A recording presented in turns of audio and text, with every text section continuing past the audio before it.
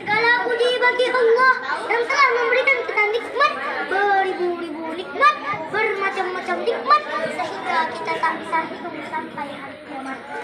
Selawat serta salam semoga tercurahkan kepada junjungan alam reformasi Islam penegak keadilan pasti. Siapakah beliau? Beliau adalah Nabi Muhammad sallallahu alaihi wasallam.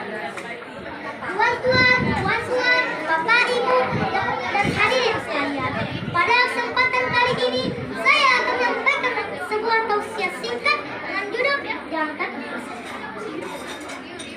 Tuan-tuan, puan-puan, Bapak, Ibu, dan hadirin sekalian, hari ini kita hidup di zaman serba materi.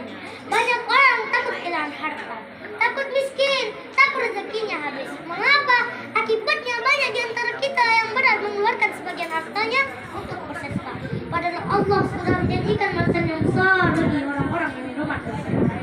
Mengapa kita takut bersedekah? Karena memberi rezeki itu Allah. Padahal harta yang disedekahkan tidak pernah membuat kita miskin. Kalau Allah menyatakan gunakan harta yang disedekahkan.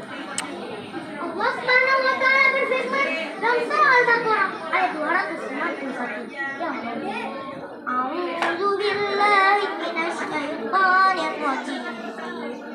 Bismillahirrahmanirrahim.